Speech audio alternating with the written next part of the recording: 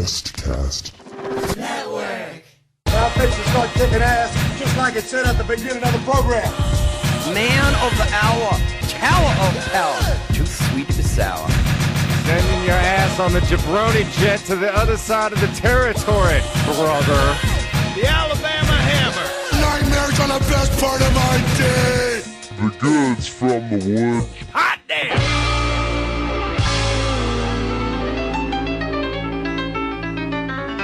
Welcome to the Goods from the Woods. My name is Rivers Langley. Pat Riley. Mr. Goodnight, man of the hour, tower of power, too sweet to be sour. And today we are joined by our very special guest, Tom Seiniger. Yay! And Too sweet to be Seiniger.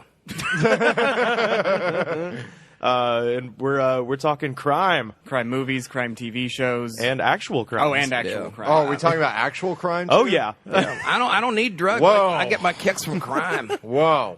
It's open A up lot a whole to new handle. world. I fight crime all the time. Yeah, that's what I was thinking because of course Mr. Goodnight Is a private is a detective. private detective. Yeah. I thought it was just crime TV shows, so I have all this stuff written about Oh, Jake. it's all that shit. Yeah, I have all this stuff written about Jake and the Fat Man, and I thought we were just sticking to that one direction, but, you know, whatever. I like that shit. I'd go in that direction. I never knew that was an actual. I thought that was only like a Family Guy joke they made up, and then when I found out that was a real show, I was floored. It my was, mom, my mom loved Jake and the Fat It was the Man. guy from. It was Cannon, wasn't it? What is canon? There was a big fat guy, and his name was James. Was it Conrad or William Conrad? Yeah, and Conrad he was was like his last name. He was the announcer on Bullwinkle. Salute the whirl into vertical climb, and once again, you'll know it's time for the adventures of Rocky and Bullwinkle. He was actually the voice of Marshall Dillon on the radio version of Gunsmoke. But because he was a big fat guy, when they brought it to TV, he couldn't play the role, so they gave it to James Arness. And he had a detective show in the 70s called Cannon, which was mostly famous for watching a big fat guy try to run around and run out of breath, things like that. And then later on, he was in Jake and the Fat Man. So he's had a storied career. He's the voice of the... And didn't the show end because the Fat Man died? I'm not sure about that. I think that was what happened. It's not Like, it over was till the running- fat man dies. Yeah. Like they say. But he, where like that I say, he was the expression comes narrator from. on Bullwinkle, so he had a really long and distinguished career in show business. So he used to narrate Wild Wild World of Animals, if you remember that on PBS. And then he became the Fat Man. Then he became the Fat Man later on. Yeah, that was like his career renaissance. Who was Jake though? Who was Jake? Was it Body by Some guy Jake? who's not fat. Yeah. No, remember when Body by Jake had a show? Yeah. Yeah. It was called Big Brother Jake. That's it was what I was It was try- on the Family Channel. I was trying to Yeah. remember the name of that show. And he also had a game show, too. Actually, wasn't he the personal? I shit you not. Wasn't he the personal trainer for Harrison Ford before Temple of Doom? I mean, how else would he have It was gotten either that famous? or Yeah. Gilad Jankowicz. Well, he got big from all that working out that he did. Yeah, that was the era. Body by Jake, and then Tony. Bodies in Motion. Tony, what's Tony Little. Tony Little. There we go. With And the then with Bodies the, in the Motion gazelle. with- The Gilad. ponytail and the Zubaz. Yeah, I always thought Tony Little looked like Mr. Perfect. Yeah, a little Except bit. short and squattier. Yeah. Apparently, though, you remember Sonny, the Body Donnas or Yeah. whatever? Apparently, MacMahon thought Chris Candido looked Looked like Tony Tony Little, and which that's makes that no gimmick. sense 'cause he didn't have long Because I hair was or like anything. Mr. Perfect. I didn't even know the guy's name. Him and brother, we would call him the Mr. Perfect guy whenever he was on TV because he looked like Mr. Perfect. Because remember when Mr. Perfect would do like TV announcing, he would wear like a tracksuit like that. Yeah. So, William Conrad, by the way, that was the fat man. And I have to go on the internet. But. Yeah, which is a tall order in this building. Yeah, this that's building, Disgraceland, nobody paid the bill. I know, it's Yeah. made out of lead. Yeah. So Yeah. that's why I've developed. We're radar proof. He's like an old World War II bomb shelter. Yeah, we will survive Yeah. a nuclear holocaust. pre-World War II, actually. This is 1924. This building was built. That's Yeah. impressive, It's actually. the oldest skyscraper in Santa Monica. Oh, so prestigious. Yeah, exactly. And now it's home to us, improv troops, and Narconon. Oh boy. Narconon is upstairs. Yeah, no, it was during the run of it. Oh, I didn't know Diagnosis Murder was a spinoff of it. Jake and the Fat Man? Yeah. No, you'd be amazed what's a spinoff of what. You remember, Urkel was actually a spinoff of Perfect Strangers? Yeah. No, I thought Urkel was a spinoff of Full House. No, it was a spinoff of Perfect Strangers because the mother on the show was the elevator operator at the Chicago Tribune. Harriet Winslow was the elevator operator, and she was like kind of the sassy elevator operator. So they were like, "Oh, we need to make a show out of this." So she was initially supposed to be the like main focus of the show, not Carl, not Eddie or anything like that, and certainly not Urkel. Yeah. Urkel was an accident. Yeah. Yeah, he wasn't in it until like episode 2 or something. Yeah, right? he was just supposed to be like a short run character. Yeah, he was and like a then people- Fonz. He took off and he took over the show. So Tom, what as far as like crime shows goes, what is your favorite crime show? My favorite's Law and Order Special Victims Unit. Yeah. It's by far the best one. Yeah. Okay. That's pretty much the only one I really. Which one is that? Yeah. That's the squad that handles rapes, child murders, and Sex crimes. and old people. But there's like 3 episodes that involve old people. Okay. And one of them is just Brian Dennehy as a bank robber. And that's the whole episode. Oh yeah, that one's great. It's like, I'll tell you what I'm looking for if you hang out with me. Yeah, he basically is like, I'll tell you about my past crimes if Mariska Hargitay just like stays next to me and is pretty. That's smart, man. She's a fox, man. That's how they get you to talk. That's not the one with Jeremy Orbach on it, though, right? No. No, that's the one with Jerry Orbach was just the original Law and Order. And Ice-T is on Special Victims Okay. Unit. Yeah. B.D. Wong. That's half of why I watch the show. That one's so Ice-T good. one. Ice-T is the matchup of Ice-T and Richard Belzer is one of the funniest like Yeah, no, it makes no dynamics sense. ever. Wait, is Belzer on that? Did he make the move? He jumped from Homicide, Life on the Street, to Special Victims Unit, and then has also been in the X-Files and also The Wire. And Hulk Hogan knocked him out with the front face. And he lock. Munch was also on Sesame Street for Law and Order Special Letters Unit. Wow. No okay. shit. So Sesame Street's real in the world of Special Victims Unit. Yeah. Yeah. Yeah. They should do another crossover. Well, no, there was a puppet, and he did the voice of it. Yeah. I wanna buy it. It was okay. a puppet of Munch, and he did the voice of Munch. Has the Richard Belzer Muppet gone up for auction yet? I 'Cause want I it. would pay a lot of money to have that. Amazing. Yeah. Yeah, no, Maybe it's just Richard Belt, so nobody noticed the difference. I mean, They dyed him green. he's not on the show anymore, so he could use money probably. He's not on the show. No, they wrote Lucrative him out. Muppet money. Wow. Did they kill him off or did No, they he just retires. Oh, okay. Yeah, because he was like the he was the How long has that show been running? It ran for the same amount of seasons as Gunsmoke, so I believe 20. 20. yeah, Damn. 89 to 2009. Is that right? Something like that, yeah. Yeah. Yeah, and then Criminal Intent got canceled, thank God. Yeah. Because that was the Jan Brady of the Law and Order franchise. I mean, it grew up to be hot. Did she? Kind of. Eh. No, it never happened. They You were know just- who grew up lousy was Cindy. Cindy Brady. Yeah, Remember that? I have no idea. Susan what any of the Olsen. Bradys Yeah, look like. actually, neither did Bobby. Like the 2 little kids, they hired them to be little kids because when you see them get older, they were really awkward looking. Who died of AIDS? The dad. The dad, Yeah, okay. Robert Reed. Actually, I should say Alice just died like a few weeks ago. Too. Yeah, no, that was sad. Yeah, no, she had an Emmy for a show she was on in the 50s. That's good. Yeah. That she had one. She looked good too. If you saw her by the end, she looked the same. I mean, which is for Alice standards good. I think she's one of Yeah. those people that just looked 60 for her entire I think she life. did because she looked the same on that show she was in the 50s. Yeah. So And there was Sam loved also, them. the thing about Criminal Intent was that you knew who did it, which sucked. Yeah. It took away the reveal. I don't like when shows do that when they make you work backwards. Yeah, and then they How about have, Columbo then? I'm not crazy about Columbo. I'm more of a Kojak guy. Okay. and then there's a lot of Vincent D'Onofrio being hilariously intense, and there's a lot of the Vincent D'Onofrio face. Yeah, is he a good actor? Because I can't tell. I don't know. I feel like he's not. I mean, he's great in Men in Black as a As a as cockroach a wearing disgusting a man suit. bug. Yeah. Give me sugar and water. Yeah, because the Vincent D'Onofrio face is basically the same face that Muppets have whenever they're in the resting position. I mean, as much as I love Chris Maloney as Elliot Stabler on SVU, he has Chris Maloney face where it's like every expression at once and you don't know what it's supposed to be. It's like kind of It's like, yeah, you run with that. yeah, it's a weird kind of cousin of the Henry Rollins face. Which Law and Order was Goldblum on? That was Criminal Intent. Okay. And the first episode Goldblum is in is a great episode. Yeah. Because it is about a bunch of, quote, hipsters Okay. living in a tenement building, and then one of them is murdered. Okay. And at one point, Jeff Goldblum explains the difference between a rapper and an MC to a dead girl's parents.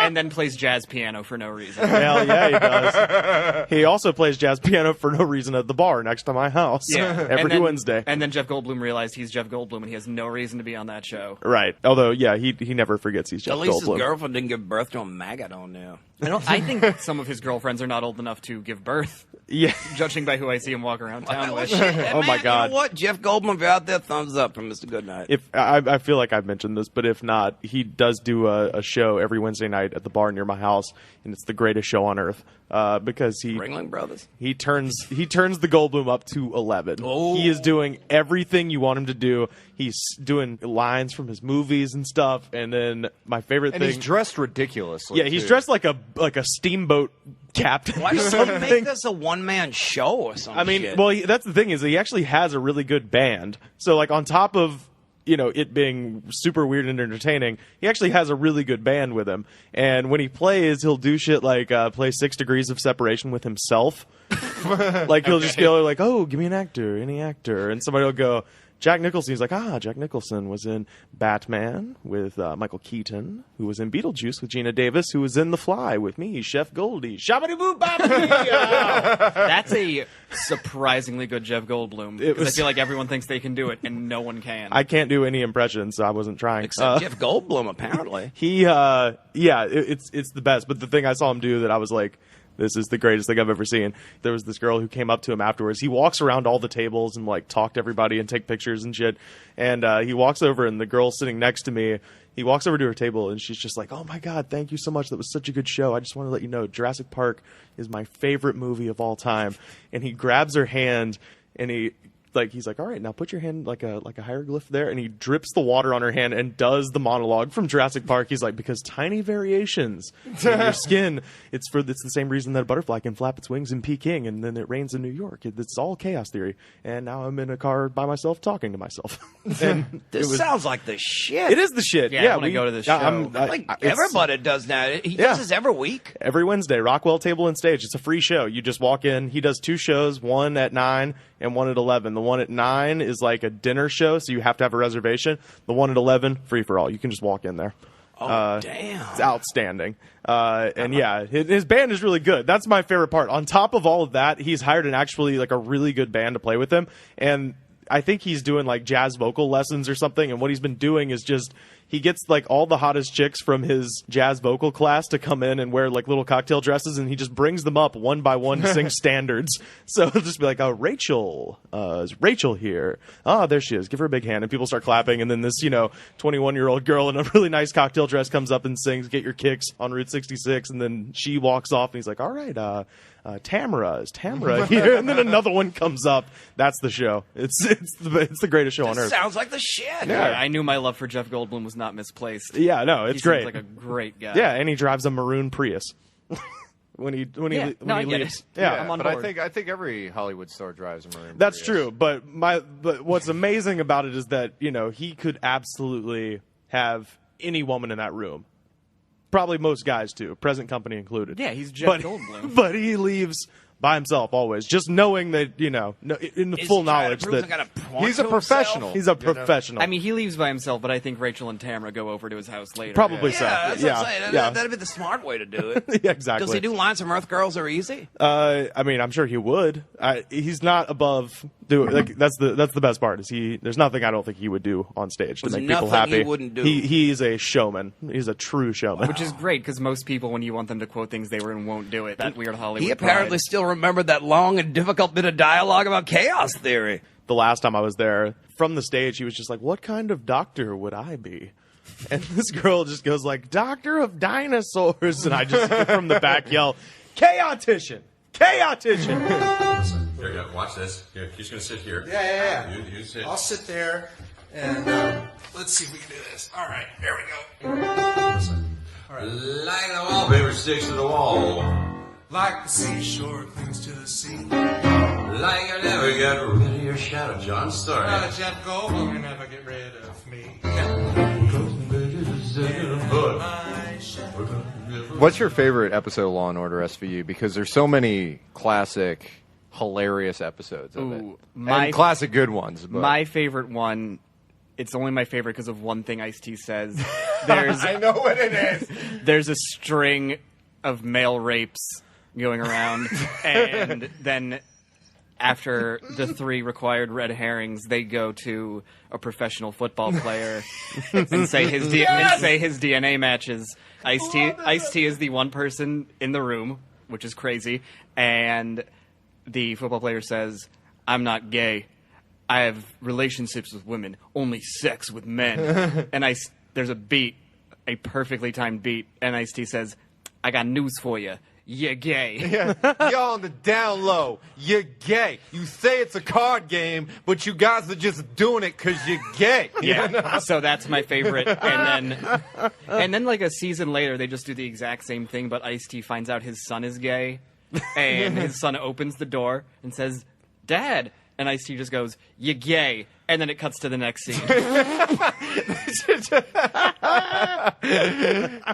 Oh my God. He has that weird relationship with his son because he gave him like a Nigerian name, but he's like, "I haven't gone by that since I was 4. My name is Ken." And he just looks so dejected. But it's Ice-T, so he doesn't really know how to act outside of just being Ice-T. So he just has this weird puzzled look on his face, but it just like, it's not like the way in which you would do it if you were trained. It just looked like this very sort of contorted face, like you just ate a lemon or something like that. Yeah, no, he's... Also, that show's so weird because there's 4 detectives for all of Manhattan. And it makes no sense because there's probably so many more rapes going on than they can handle. Right. Yeah, exactly. It's for just the 4 of them. Well, they just do that shit for TV. Yeah. I think the only issue I have with SVU is that whenever there's a guest star and you recognize the person, you're like, "Oh, that's who did it." Right. Like, why is Kal Penn in this if he didn't do it? Yeah. Well, Or why is Bob Saget in this if he didn't do it? Was it SVU or just regular Law and Order that had Stephen Colbert in it? There's a lot of weird like cameos from before people took off. No, like, but you know what? This is after. Oh, this was what? like This is after the Daily. This is like Colbert Report was on, and he's playing. And Stephen he was Colbert? no, Just he was playing like a serial killer that was living with his mother or something. Like his whole thing is he was just like, "Mom, you gotta believe me. Hey, do it."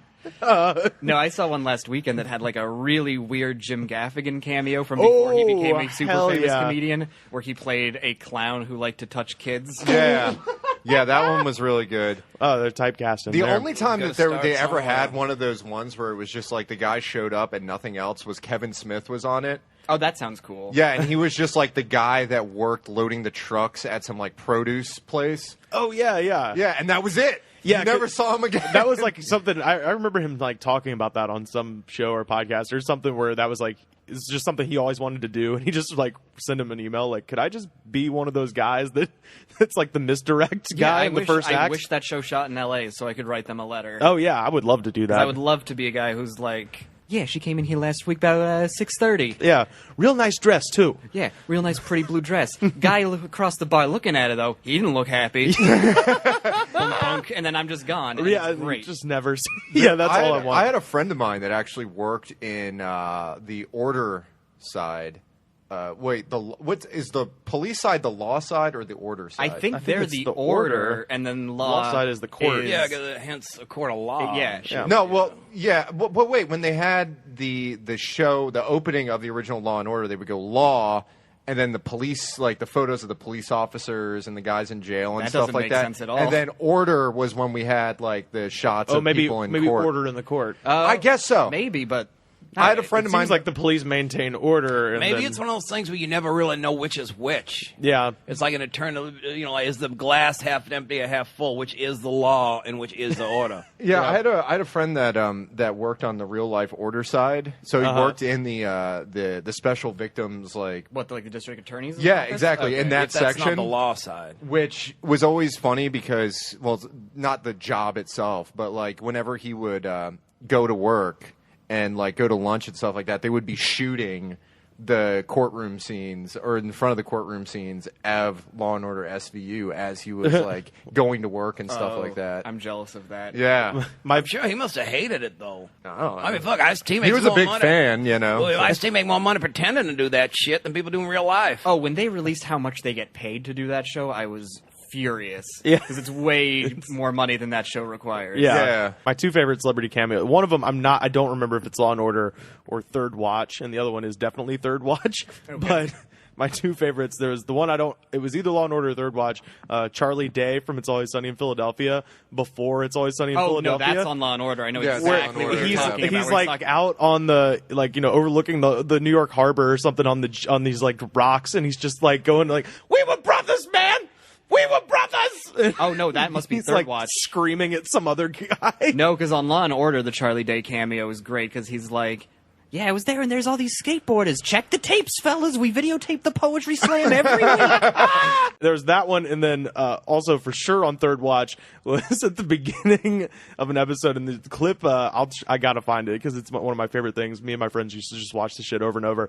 It was on Third Watch, which, if you remember, was the like Law and Order but with fires or something. It was like firefighters. Cool, I wonder who did it. Yeah, the fire is always the culprit. Yeah, but I don't know if it's like arson. Dick Wolf. Dick Wolf did it. But this one clip that we used to watch, it's like the beginning of Third Watch, there's this big building on fire, and the guy like runs in and he's just like, "When did this fire start?" And this lady's just like, "Oh, it started like about 15 minutes ago." And he's like scanning the crowd, and it's like, and she's like, "What are you doing?" And he's like, "Oh, the sickos always come back to watch the fire." And he's scanning, and like there's just all these people, and then it just cuts to Eugene Merman wearing the biggest, thickest glasses, just like staring at this fire like gleefully, just like, "Yeah." And he's like, and he walks over to him, he's like, "Hey, you like what you see?" And he's just like, what are you talking about?" He's like, "Yeah, I know this is the only way you can get that little Johnson of yours hard." And then Eugene Merman's like, "Get away from me." And he starts walking, and the guy's like, "Hey, come back." And he just slams him on the hood of the car, and Eugene Merman's like, "Get off of me." Oh, boy. It's so great. One of the most That absurd. sounds like fascism or some shit. It's awesome. One of the most absurd Law and Order SVU like scenes ever was there was an episode with Rose McGowan was the big guest star of it, Okay. and it was about swingers and swingers clubs. I don't know if I've seen this So one. this guy basically gets, I guess, killed or something like that, or his wife gets killed, and he is getting into swinging with Rose McGowan, who's like the complete like queen of the swingers club. Like she is the queen of it, and they do an undercover where Olivia and Elliot, where it was one of those ones where they really play up the sexual tension between them. They always do that sort of like slash fiction sort of which element. is super weird because he has like a million kids. Yeah, exactly. But they had. Oh, I remember the one where he had the last kid, and there was a really good line where the car accident. where there's a car accident, and he runs, and he's just like, "Don't worry, they're bringing a chopper. I'm gonna come here." You know, like you knew he was gonna say something about a chopper, and he does it, and it's awesome.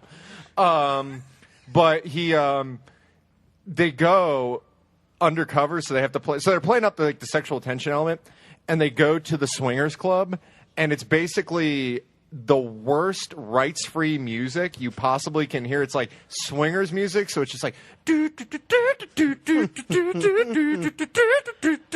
just like this very sort of like rights-free dance music and stuff like that, and they get separated out, and basically this really like weird couple of this like really like very good looking African American lady and this rat looking John Leguizamo looking guy. Leguizamo? Like Leguizamo, you mean? Yeah, sure. Leguizamo. And them two are a married couple, and they're trying to rope Olivia into a threesome, and then Rose McGowan is hitting on Elliot, and she's trying to seduce him like hardcore. And there's just that funny sort of element that always plays out where Elliot's morality gets thrown into check, you know, where it's just like he has his morality, but he's undercover and he has to make the hit. But it's just like the weirdest. The swingers club is so weird. It's just like purple velvet all over the place, and they have like the scenes of what's going on in the swingers club, and it's just like stuff that doesn't happen in a swingers club. It's just like a woman dressed in a belly dancing outfit, like pouring hot wax on some guy's chest and stuff. It's just like, I don't know if they didn't do any research. They basically just can we hear made the music stuff again, up. Pat? The new theme song.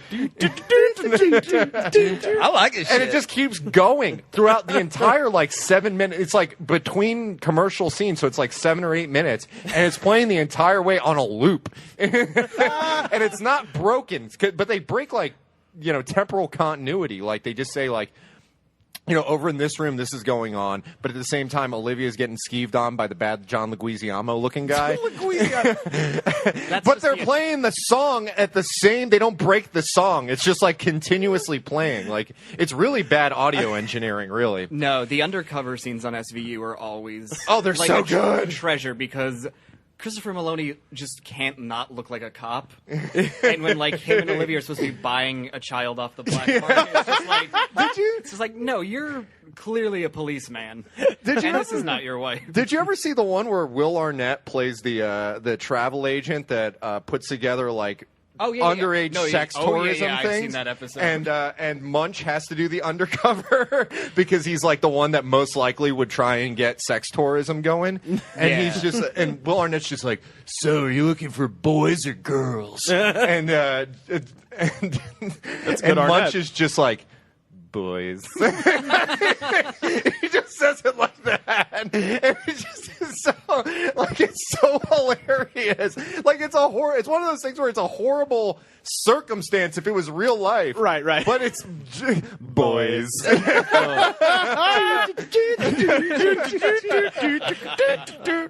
There's one where Dan Florek has to go undercover as a guy trying to marry a mail order Russian bride. And then he falls in love with her. Is that a crime? And it's I guess the way they were doing it is a crime. I thought it was legal, but I guess there's ways. It was human trafficking. Yeah, it was more like a kind of a weird.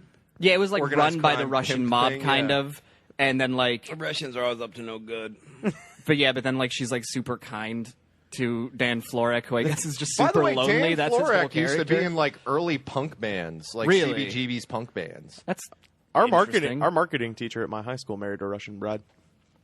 Huh. That's There always. you go. I You wish I learned could have enough gone. first. It seems really sad. Well, That she- bums yeah. me out when I hear about it's that. very sad. Was she pretty? That's the important thing. I never saw her. I just He just kept her locked up. Well, how do we know? How do we know he didn't just make this shit up? Maybe it was you never see his wife. Oh, I married a Russian woman. no, he's He wasn't a little bit, country, a little bit rock I'm and roll. saying, what if he was, in the closet or something? And, Well, no, because If you're in the closet, though, No, you I mean there was a wedding invitation. It happened. Oh, okay. I thought you were talking about Captain Cragen. No, this wasn't this wasn't like a school Canadian legend girlfriend thing. You never see the guy's wife. Because his wife died in the Value Jet crash over the Everglades. That was Wait, somebody in my class also. Her dad died in the Value Jet crash over the Everglades. Oh, her in a fictional character. Yeah, her fictional. Wait, character. who was it? I'm sorry, I didn't It hear. was Dan Florek's wife. Yeah, the captain. Oh, the shit. captain Yeah. on the show. Oh, wow. They attached it to a real because whenever they do that, That's gonna real life hurt if it's somebody. an actual tragedy. Yeah, because like there's that. nobody. Ripped the from only the time headlines. you'll ever see somebody he died. My husband died in 9/11, and that's the only time they ever draw in some sort of tragedy to Right. a, show, Yeah, fictional show. Yeah.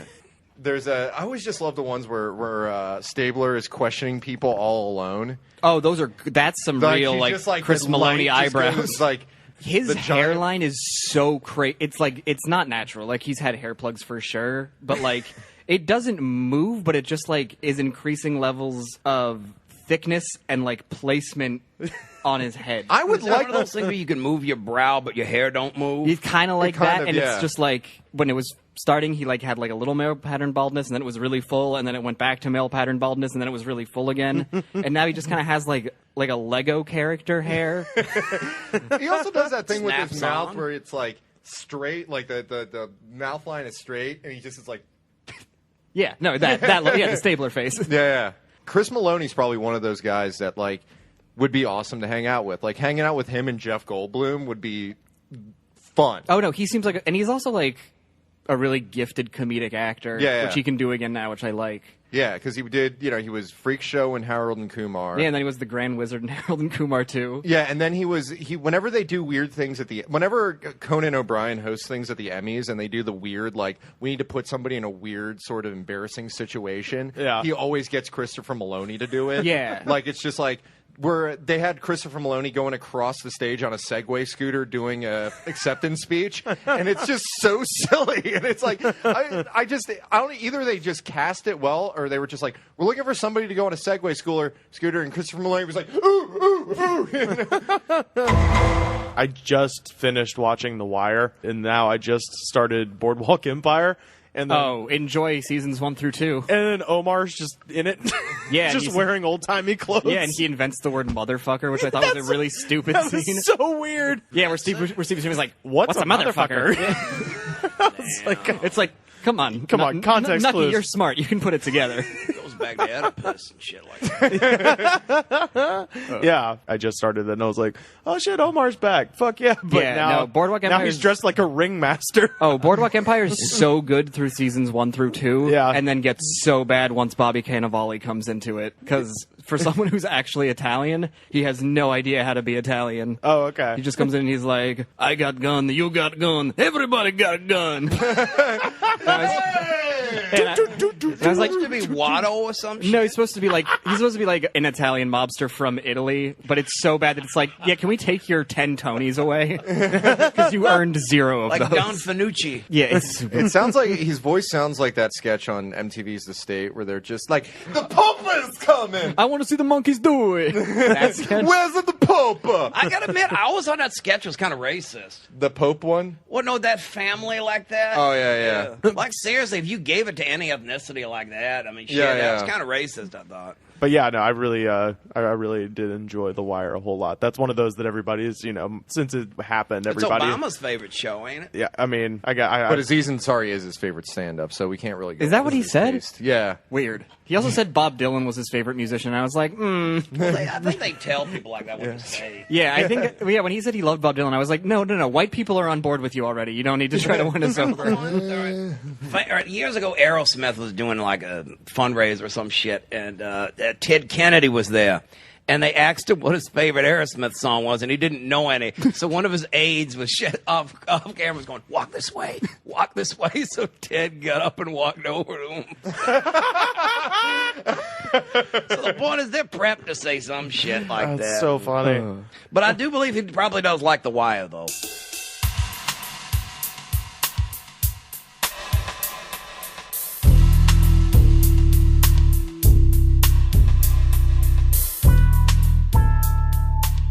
One thing I found out about Goodnight is that he has an encyclopedic knowledge of Dragnet. Yeah, that's true. The color episodes, the ones with Jack Webb and Jack Webb and Harry Morgan. Harry yeah, Morgan from MASH. Yeah, who just died like recently. Like Really? last year, and he was 96. Jeez. Yeah.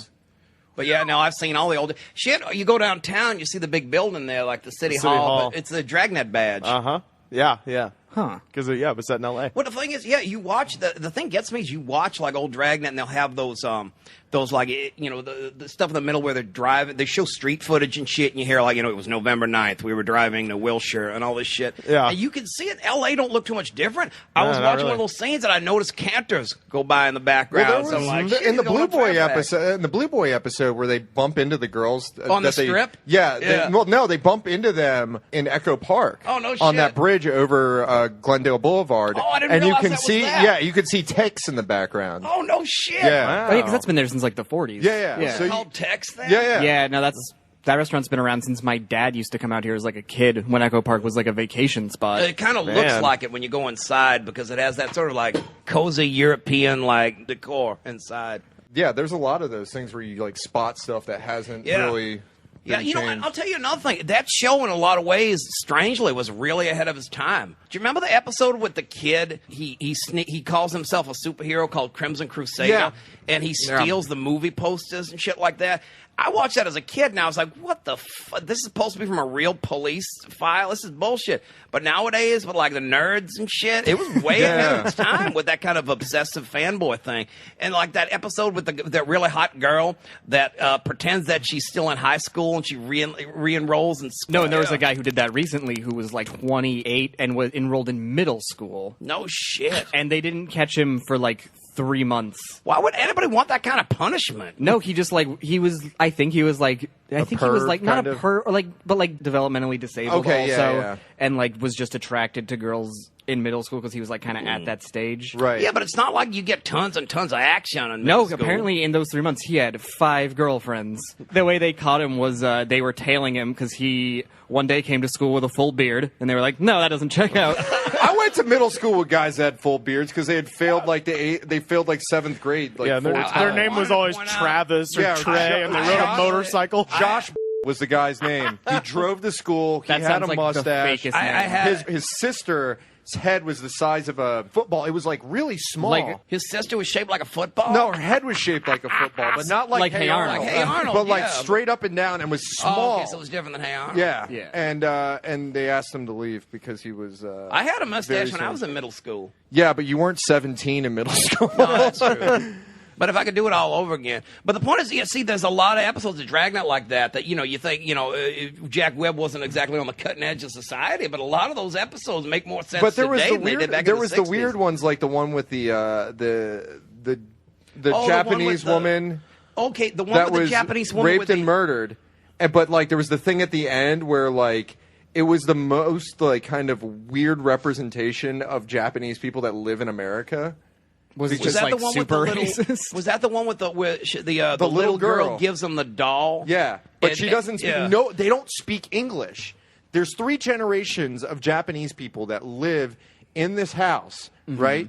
And Japanese people have been in Los Angeles for years and years and years and years, and they weren't particularly like separated. They were within like Yeah. city Like jobs and Nisei and stuff all like that that. shit. Yeah. And they didn't speak a lick of English. Actually, remember Lawrence Welk? I'm sure nobody does. But Yeah. the band leader, he didn't speak English. He was from like Montana, but he lived in like an old German farm. Yeah, and he only spoke German. Yeah, Weird. he didn't speak English. He was like But 20. this was like Los Angeles, and so it was like kind of. Well, the thing little the bit- thing I always remember about that is at the end, after they solve the crime, the little girl tries to give them like a porcelain geisha doll, and Friday just says to her, "We're not allowed to accept gratuities, man." and the little girl and the grandmother were dressed in like almost like geisha gear. Yeah, like they were wearing kimonos and kimonos shit, and yeah, like yeah. the blocky like wooden flip flops Yeah, and yeah. stuff. It was like very. I know it looked like it was. bizarre. I thought I was watching Shogun for a minute, but nobody got pissed on. Yeah, it was just like this very strange, like really, this is like You know what? I wonder if that wasn't like it. Because don't forget, Dragnet, before there was the color Dragnet, Yeah. there was like, the 50s ones, and there was even a radio show. So I Yeah. wonder if it wasn't a much older script that they had just But they redone. could have like spiced it up a little bit. At least with the one with the guy that got called to knock off the guy, they put like a surfboard and stuff in his apartment. So. Yeah, yeah. Well, no, the great thing about there was a lot of crazy. All right, if nobody out there knows, the thing that makes the color episodes of Dragnet so interesting is that they were made in the late 60s and early 70s. Yeah. So a lot of the show was basically a Jack Webb tirade against things like the counterculture. Yeah, exactly. and the LSD, hippies, LSD. marijuana, yeah. There's an entire episode where they just have a debate with this guy that's supposed to be like a Timothy Leary figure. Yeah. And it's called like Brother William or something. He's going on about like, how the schools are just a conveyor belt to conformity and all this shit. Like, this is a recording and all this shit like that.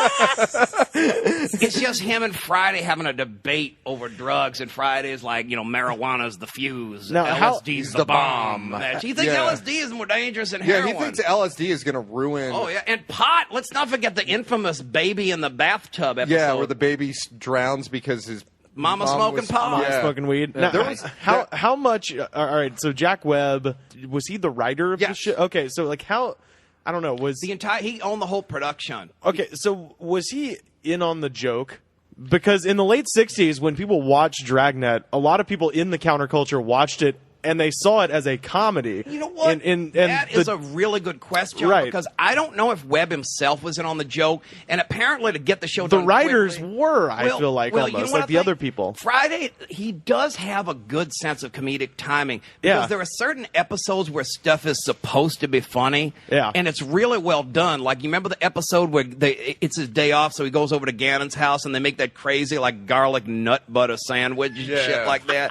So that when it tries to be funny, it's actually really good. Harry Morgan has a hell of a sense of comedic timing. Yeah. especially when Oh. it goes into like when his wife is packing his lunch and it's Yeah, just like and he's always like, Joe, Sprouts you know and- what your problem is? You don't have any wallpaper. Yeah. All this shit like that. But because I always kind of associate Dragnet because it was running concurrent with the '60s Batman, which no, was Dragnet wasn't going for intentional camp like that. But it ends up. I don't know. I guess isn't it kitsch when it's? Yeah, it's kitsch. Is it Camp is technically. I think camp is Which when they one's do it on intentional. Yeah, Camp is intentional. Kitsch is like retroactively. It's fun. Well, see, that's the thing though. Is like I've always gotten the impression watching it from present day that when you watch Dragnet, it almost feels like maybe Jack Webb isn't in on the joke that the rest of the people are playing. Where he's this old-fashioned guy. It's got to be that way. He is such a representation of the way they the did establishment. The way they did the show on the cheap gives it that kind of feel though, because all those those harangues everybody would do were on a teleprompter. That's why they're able to just rattle off speeches like that. They're actually reading. Oh, wow. I didn't know that. Huh. Because Jack Webb believed in doing the show quickly. Yeah. And on a low budget because okay, so maybe that's why it just looks like that all the time. Yeah. It's like the same. Like, remember when we talked about the baby dying in the bathwater? Right. The baby's daddy is the same one that plays the nerd kid. That in that episode I mentioned with the guy stealing the movie posters. Oh, okay. And he later went on to be one of the characters in another Jack Webb show. He was called Emergency. It was the show we did with the fireman. It was a guy that looked like me when I was younger. The fellow with the mustache. Right. Yeah. Oh, wow. I love the one where it was the one where the guy tries to blow up the school. Oh, yeah, the Nazi. And because he's like really into Nazism and wanted to start a Nazi revolution. But he's just like, it's like very... He's like some skinny young guy wearing yellow sunglasses that look like mine. And he's just sitting there going, and he looks like... Hitler's the right idea, man. Keep the racists pure. And he's eating a sandwich. And he looks like one of those guys that could... He looks like kind of like a weird... Like he could have been related to Hunter S. Thompson. Yeah, he was wearing like a jumpsuit, wasn't he? Like he unloads shit from a truck or something. Yeah. It was a weird episode. It was like one of the early episodes too. The thing I like in that, and it was like it was just like this weird apartment that just had Nazi stuff all in it. Like you opened up the closet and there was just like Nazi. There was a bath big towels. flag. I don't like whenever in TV or movies there's someone who's secretly a Nazi. They're so not secretive about it. Yeah, their whole house is always covered in Nazi shit. You go in their shit. house and you see that big swastika flag in the middle and their Hitler bust. Yeah, But you know. like an alpha dog, like Ben Foster's supposed to be like secretly a neo-Nazi, and then his living room just has a giant tapestry of a swastika, and it's like, oh, real subtle. It's like you don't have friends over the house much, do you? They're going to know. Took place in the valley, so you know. I think it did. Well, you know, the thing I like in that one is it has one of those great corny moments where they found out the guys robbed stolen dynamite from a construction site, and Friday goes, that only leaves two questions, and he looks over again and again goes, yeah, and he says where. And when. And it's like bum, bum. Yeah. So it's one of those great, like, corny Dragnet And it's funny moments that they like went that. with the Nazi direction as opposed to, like, the other cajillion counterculture things that they Yeah, I could know, have because gone he's with. actually trying to blow up a school that's integrating, which is more like, which isn't something you necessarily associate with the Nazis. I mean, it's more of a Klan thing. More of a Yeah, Klan like thing. a Klan like, thing. Yeah, George Wallace has it, you know, Yeah, one of that those kind things. of shit. You'd think it'd be something like that. Yeah.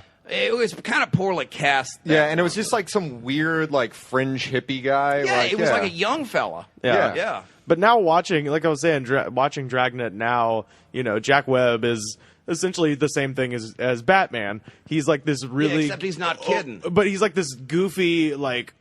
you know, over the top, you know, representative of the establishment and everything that's happening. He has one facial expression, right? And everything that happens around him, and everything that happens around Batman and Robin, in the Batman show is all like the new culture. Even though he's supposed to be a cop, it's like you can pretty much picture him with a glass of whiskey in his hand the entire fucking time, and like a half-burnt, filterless cigarette. Well, he had all those Chesterfield like. Yeah, you know, he used to hang like out at that place. Y'all ever been to that place at HMS Bounty? It's on. It's on Wilshire, right? Yeah. There's a booth there that has a plaque, so he used to hang out there. Oh, wow. Yeah, that's back when people would go to the Ambassador Hotel and where stuff they like killed that. Kennedy. Kennedy, Where it was like the Prince, the Bounty, and the Ambassador Hotel were like, if you were hot stuff, you would be hanging out there. No, but I feel like on Dragnet, like the writers were in on the joke of it. Yeah, because I think that's where SVU is now too. Like I think I haven't watched any episodes of SVU I think executive lately. producer Speedweed knows what he's doing. Wait, I'm sorry. Speedweed. The executive producer of Law and Order, who basically runs it now because Dick Wolf doesn't do shit, his name is Speedweed. Yeah, his name is Speedweed. Speedweed. It used to be Peter Leto. Wow. I used to go to college with his son. Jared Leto. Jared Leto. It wasn't Jared Weed. Jared Weed. Speed Leto. Speed Weed Legalizamo. What Yeah, did you but- say? Leguizamo. Leguizamo. Yeah, Speedweed Leguizamo. Sounds like a baseball player from the 70s or some shit. Coming up next, too bad, Speedweed Leguizamo. It's one of those things that I used to mispronounce it, and it just stuck because it's so silly. No, I think Speedweed's on board because Law and Order, all of them started out as like a ripped from the headlines thing. Yeah. And now they're making up for lost time by just combining them. Yeah. Like there is a great episode that starts off as a Casey Anthony thing with Hilary Duff. Oh, yeah, that one's awesome. And then it turns out she didn't kill her baby. Her baby died of measles because this woman didn't get her kids vaccinated. And it becomes a whole like Jenny McCarthy thing. And I was like, that's a weird turn. Yeah, that was a weird reversal. In No, that but one. then the one, it was from last season, I think, is a Trayvon Martin / Paula Dean mashup.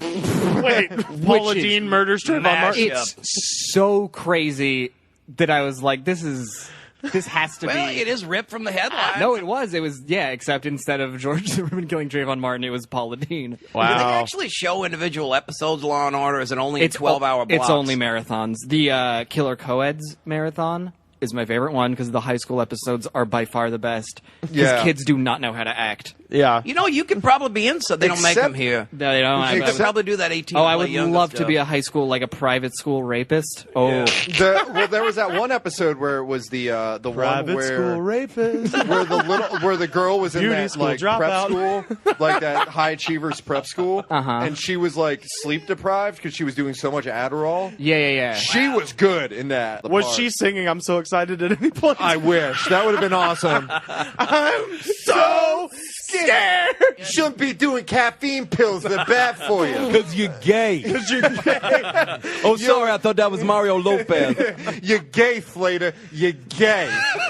No, I had to explain to a class that I was teaching about that episode of Saved by the Bell because I brought it up as just like a reference, And they don't watch it no more. and they had no clue Yeah. what I I was gotta saying. say, shit does not So it have sounds the kind of... it sounds weird explaining it to a Yeah. bunch of kids and just being like, just look it up. I'm It's a saying, watershed moment in television American does not culture. have the kind of shelf life it used to. Because, like, when I was coming up and shit, like, as late as the 90s, you could still make jokes about, like, Leave It to Beaver stuff, and everybody knew what you were talking Yeah, about. yeah. Generations of Americans watched The Brady Bunch and watched Gilligan's Island and shit like this. Well, Shows don't stay in reruns. You know like what? I that feel no like more. TV Land failed to deliver what we were promised, I think. When TV Land first started, I was like, oh shit, Nick at Night all day. That's awesome. No, it's not. It's just like hot in Cleveland. Yeah, they have their networks- own. Scott Baio Well, is if you- 45 and pregnant or Yeah, but something if you like that. want to see retro TV, all you got to do is get you one of them antennas because there's so many retro channels on the substations. You can watch it. I pretty much do. You can watch it all day, and they show obscure shit, not just the shit you remember from Nick at Night. They show shit like Bachelor Father and all this shit. From What is Bachelor Hey, Father? It's Because I I'm don't- very interested I in know this now. the title sounds like it's something, but it's just about like a guy and he's an uncle and his teenage niece came. to So stay already with the him. title is a false premise. Yeah, exactly. Yeah. What's It's funny because it only ran for 6 disappointing. episodes, and they just run the 6 episodes No, over. the funny thing is, it ran for a lot. Really? I can't stand that. I've seen one episode of it, and I was just like, wow, this show looks like it was like the animal hospital. Well, I couldn't figure Oh, out the if I time, liked. yeah. I couldn't figure out if I liked the girl on it or not because she was kind of cute, but also kind of plain, and in a way that was sometimes appealing and sometimes not. I get it. But the thing I don't like on these channels sometimes is when they just show the same episodes of a show over and over again. Right. Like they would show one of them, RTV, when that started, they would show Kojak, and they would show my favorite episode of Kojak, which was the Stamp Collector episode, the episode with the evil Stamp Collector. It's almost like a Columbo episode, that one. But they would show it over, and like I'd see it several times a week to the point where I was like, there's a lot of fucking Kojak out here besides this one episode. Yeah, there's that one with the Picture stripper preparing murder, a which is my 1,000 favorite words. one. Really? Yeah, I like would that one a paint lot. you. Just because it shows. And if I just like that one because it shows Kojak. Like, it shows his, like, love life, which they don't do enough. Crocker, all right, I gotta say that. Telly Savalas was the ultimate man. Oh, no, he's... yeah. No, like, he should have been fucking all the time on that show, but they show, like, 3 episodes, but it's always a girl, like, in her early 20s, and they just can't get enough of that Telly Savalas, and I'm in full support. Telly Savalas is the old man. I have to say, I have a confession to make. Everybody knows me as a gigantic Telly Savalas fan, but I actually always preferred the show. I prefer Kojak as a character, but I actually preferred the show Columbo. That's because I fair, thought though. it was a more entertaining show. Kojak I love, but it can just turn into sort of like a regular like police show. Yeah, no, Whereas- it can fall into that. But he always gets a couple lines per episode. That Yeah, just he go, does. Who loves you, baby? Oh man, the thing I remember, I tell you what, when I was a kid, I was watching an episode, and it was when he was doing the lollipops and all this shit, and he's walking along with some fella, and the fella goes to light a cigarette, and Kojak, I don't even just grabs the cigarette out of the guy's mouth, flings it, and gives him a lollipop. And I'm like, this man is bad. Who loves you, baby? By now you ought to know. Well, I can't always let it show. So good night. Do you have any true crime tales from your work as a? True crime tales from my work? Oh, I mean, all the time. I mean, shit. I mean, like I said, I'm a private detective and all that. Actually, you keep that stuff secret, so this I is do a big try to reveal. keep that stuff secret because, I can't talk about that much shit. I try to tell, there's a lot of beautiful and lonely women that come by. Uh-huh. And, they need mysteries solved. And it's well known that if they don't, Can you please put 1940s noir music in the background of this? I was sitting there one time and this dame comes up and she says to me, "You the one that called Goodnight?" And I liked where this was going. So I said, "Yeah." And she says, I got a problem. And she's like, "My husband." And that's when I start to zone out a little bit. But she's cheating on him. So I figure I got to end on this kind of thing. Anyway, I got to tail him around to places like the HMS Bounty, things like that. Take the pictures Prince. of him. Yeah, Formosa Cafe. Yeah, take pictures of him, fucking his girl on the Nails, side yeah. and all that. Yeah, which was very. People ask me how I got into the detective end. I have a question. When you rent the boat in MacArthur Park to take the pictures, do they charge you for the boats? Well, I have a deal going with them because I have to do a lot of MacArthur Park. That's a boating really good Chinatown reference, by the way. Yeah, no, I still got the scars from when Roman Polanski kept my nose open. Don't blow my cover if you see. Oh, there's Mr. Goodnight following a suspect in his boat. In his swan. Yeah.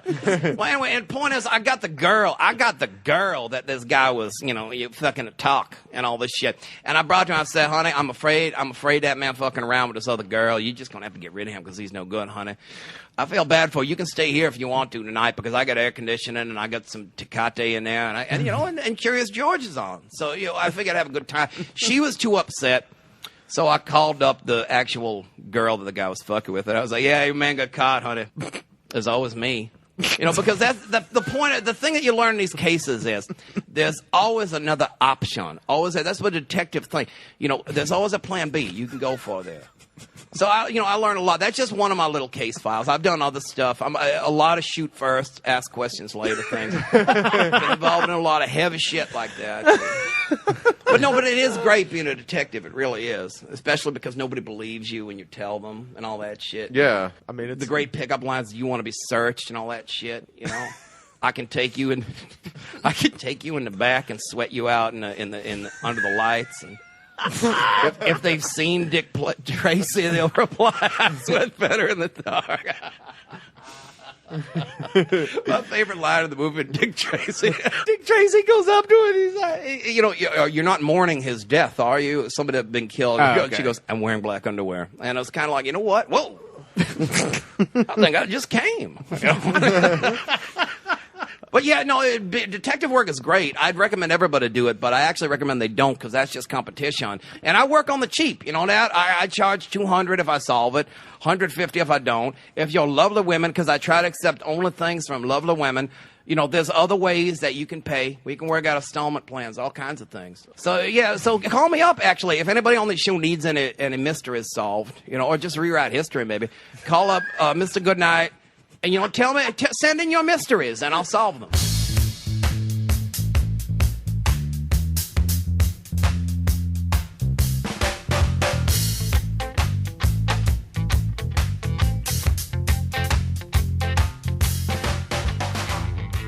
The only true crime thing that happened, in a town where I was living at the time, I just moved to Irvine. Okay. Which was, up until this, the safest city in the U.S. Right, yeah. And then some guy who worked in Albertsons was like, "Yeah, we'll see about that." And then brought his samurai sword to work and decapitated 3 people. Oh my God. Like on purpose? Yeah. He wasn't just aiming for watermelons or something? I mean, he worked at Albertsons. No, he came in, trench coat, of course, And then That seems like it would slow you down if you're swinging a samurai sword. yeah, but if you're swinging a samurai It used to be sword, detectives that wore them, but now it's the criminals. But It's Highlander changed. wore a trench coat, so you know. Okay. Inspector that's Gadget fair. wore one too, and he solved mysteries all the time. yeah, but I was like, when that happened, I was like, this is the craziest fucking thing I've ever heard. Because like, a lot of people own swords and just never use them. Right, And yeah. this guy and then was killed by the police, of course. Well, it's an open and shut case though, because all you have to do is look for the guy with the samurai sword. yeah, he made himself very apparent. And then a couple years later, there was an arms dealer got caught in Irvine, like selling illegal guns out of the house. Oh shit. And then now it's the safest city in the U.S. again, because I guess a triple decapitation just goes off the books. Yeah, Yeah, it's like getting in a car wreck. It goes off of your car If insurance. they got him to after 5 decapitate the years. arms dealer, they could have settled it all at once. Yeah. Although my favorite true crime thing, which is what got me into the whole love of it, is always going to be OJ. Oh, you know. My first memories are of that trial. Oh God! Oh, wow. All right. Couple of little OJ trivias. Remember earlier we talked about bad. Before we was here, we was waiting. We was talking about bad TV biopics. Do you remember the one they had about OJ? No, but I would love to see It's it. an Alan Smithy movie. Oh! So you know it's going to Who be plays good. Kato, or is Kato not in it? I don't think Cato's in it. It's Okay, mostly that's a about- shame, You know what? 'cause- I think it might have even been before. No, Kato. was on Kato the stand. Kato plays Al Cowlings in it. So. Okay, because Kato Kalin is like a very overlooked part, I think, and it's Oh, really, he was huge. Yeah, at the time, but now there's a thing you can do. This was a couple of years ago, but I bet it's still an option. Is you can pay like $160 to have Kato Kalin record your outgoing voicemail. And so, if anyone wants to give me $160 so I can do that, I would really appreciate it. According to Beavis, Kato Kalin looks like the ass end of a dolphin. Do you remember? Y'all remember David Hasselhoff? Yes, of course. I went to school with his kids. Oh, very good. Well, then you may remember this. David Hasselhoff's music career. Oh, I know exactly what David you're talking about. Hasselhoff had this big thing. He wanted to launch his music career bigger. He was going to do a pay-per-view special, a concert called David Hasselhoff and His Friends from Baywatch. But it aired the night of the Broncos June chase. 17th, 1994. So everybody changed the channel in the middle of it and watched that. And David Hasselhoff's music career never quite was what it should have been. But I because mean, of it. I would rather watch the dance number with David Hasselhoff and Yasmin Bleeth. Oh, fuck yeah, if Yasmin Bleeth is in it? David Hasselhoff sang "Hot Shot City." I would. I know. I agree. Well, now that we all I know how the agree, OJ chase ended, of Yeah. course you watch the we know- Hasselhoff. Yeah, exactly. The OJ thing was only good once. Saturday night. Yeah, and that's classic. And the OJ thing was just, but that's the way it is when this shit goes down. You know, when Yeah. this shit hits. If Well, there was you're- a lot of stuff that happened that day. Like, Yeah, there that was- documentary that they Arnold have on Palmer- HBO. yeah. It's awesome. Yeah, Yeah. Arnold Palmer's last game major on the tour. tournament. There was Historic the first day. day of the World Cup was that day, Boring. and there was something else. Like I there had was a some Civil other- War reenactment the next day. I think that might have been part of it. Where is that in Virginia? Maybe he just figured, that Hasselhoff thing's going to really put everything else in the news out of order to perfect time to have my son secretly kill my wife. Which is my favorite theory that actually seems like it could be I real. think my If it mom don't fit, you must have quit. Yeah. I think to this day, my mom still thinks OJ didn't do it. I mean, it's either him or the son. But I also like the theory that Kato Kalin gave OJ meth for the first time, and that's what made him go crazy and kill his wife. That's a great, because it involves Kato Kalin. Do you remember how long Cato was on the stand? Oh, well, he needed to get exposed. Also, why was he living at OJ's house? That's one thing I've never I understood. thought he was just a Hollywood He was in the- squatter kind of yeah, thing. guest house. It was he living in the guest house? Yeah, he was living behind the house. He in the was guest like house. he was sort of, I don't know. I guess OJ there might be the what's his name? I guess Cato would actually be the Charlie Manson, and OJ would be like the Dennis Wilson. Yeah, because OJ was too busy going off shooting Naked Gun 33 and a third. Yeah. Yeah.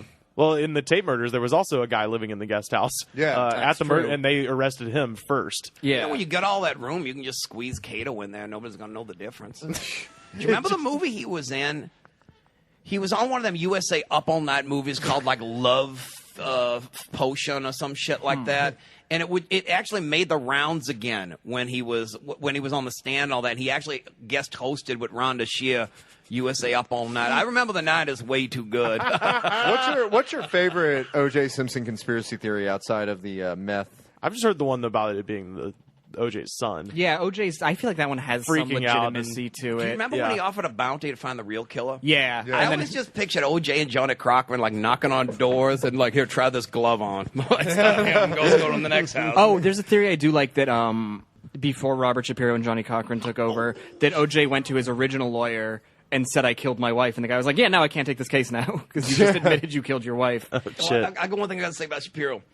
My daddy, when he was alive, when he was younger, he looked just like, was it Luis on Sesame Street? Yeah. When he was older and kind of bald, people used to say he looked like Joey Bishop, which was one of the Rack Pack comedians. But he also looked a hell of a lot like Shapiro. And when the OJ, he'd be walking around a supermarket or some shit, and people would come up to him and say, you know, you look like Shapiro. Are you Shapiro? Yeah, it's crazy how famous he got just off that, because his kids went to our school, so then it was just weird. It was just like a family friend was being vilified on TV. Yeah. And just weird. And like one of his sons has Shapiro tattooed across his shoulder blades. And it's like, is he a rapper? Is he a rapper? I think this is He's bummer. he's in David Faustino's rap crew. That would be better, because I actually think this is really sad. I think he was killed in a drug deal gone wrong a couple years that's ago. bad. Yeah. Wow. And then a lot of people, I remember when that news came out, where they were like, I guess that's karma. And I was like, no, it's not. For getting your name tattooed on your back? No, for getting OJ Well, no, that off. would make sense, Rivers. Yeah. But for something his dad had done, I that's thought just Christopher wrong, but- Darden would probably have like the biggest post OJ career. Who? Christopher Darden, the guy that was the part of the DA's office. Oh, the guy. Okay, Well, shit. right, the guy who wasn't Robert Furman. If you want to go Right. down memory lane, remember Judge Ito? Yeah. Judge Ito. Oh, yeah, the dancing Itos on Jay Leno's Finest Hour. We had these guys on about 2 weeks ago. Since then, we've gotten thousands of letters asking when they'd be back. Letters from all over the world. They're back tonight with a very special surprise, ladies and gentlemen, direct from the OJ trial, the Dancing Itos, with special guest, Marsha Clark, ladies and gentlemen.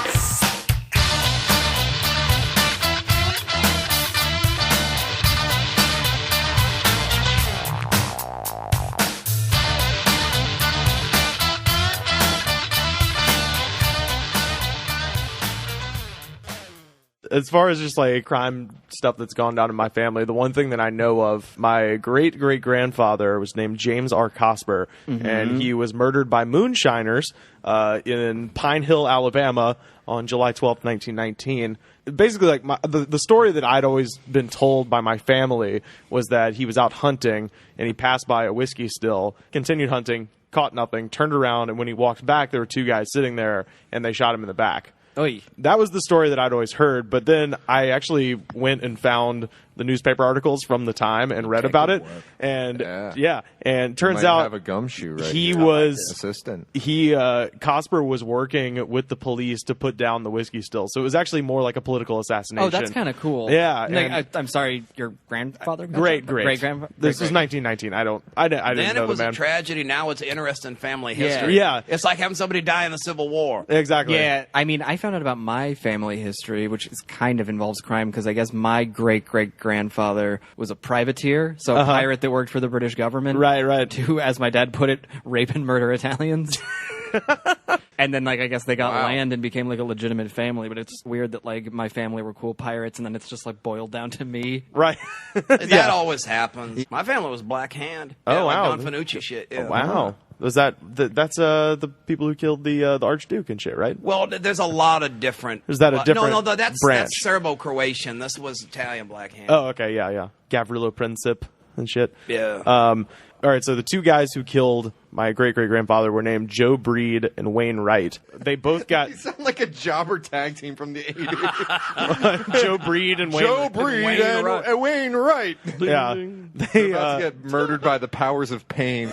but after the trial, basically Wainwright disappeared. I don't know what happened to him. They put him in jail. He falls off the record completely after the trial. Joe Breed is in jail until 1935, and he was a model prisoner. And in 1935, they let him out on a 2-week Christmas furlough because it was the height of the Depression. They just didn't have the money to keep people lit. So they were like, all the good prisoners, they would let them go on good faith that they would return after 2 weeks. Yeah. So they let him out on a Christmas furlough, and he was walking, apparently with a shitty leg, back to Talladega, Alabama. And you know that scene in Stand By Me where they're on the bridge and the train starts coming? That happened, but with a bad leg. didn't make it back to the other side. So Joe Breed was crushed to death by a train, and his family then sued the state of Alabama, and they ruled that since he was still technically in the custody of the state was responsible for his death. And that case got used several times as legal precedent for like times when people like, break out of jail and like fuck themselves up. They can actually use that case to sue the state. He used to be known as Rivers Langley. He's now known as Dick Gumshoe. Right. The fun Gum Birkenstock. The fun. No, it would be Gum Tiva. Tim Tebow.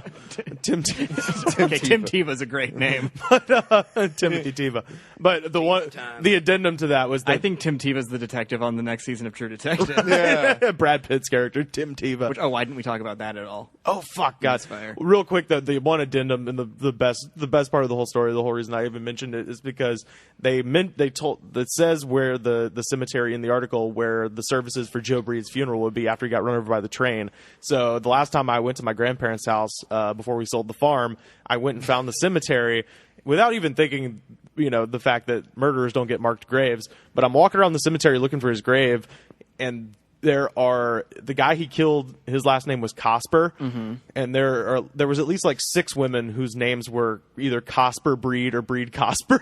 So I was like, so like he just killed them, and then the family had just real awkward Thanksgivings after that. Apparently. Like they all intermarried and shit. So there's an old holler tree down the road here from me where you lay down $1 or 2. Then you drive round the bend when you come back again with a jug full of Mountain Dew. Oh, they call it that old Mountain Dew, and them that refuse it are few.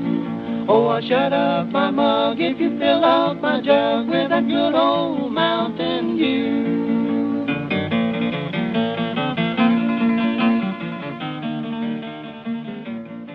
Tom, where can people find you on the internet, sir? You can find me at Tomothy, THOMOTHY, and that's pretty much it. Okay. You can find a clip of me on Rooftop Comedy. Fuck yeah.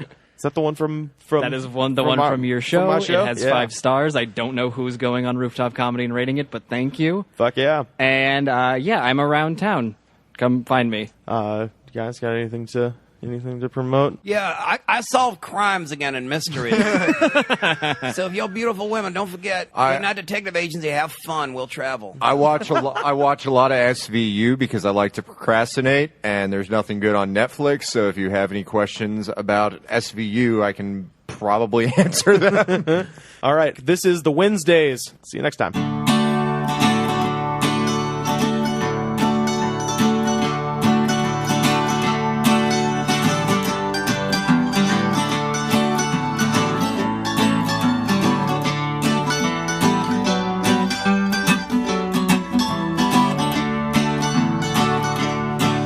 Said, where are you, boys? Spirits sinking down. Meet me up, my good old boy.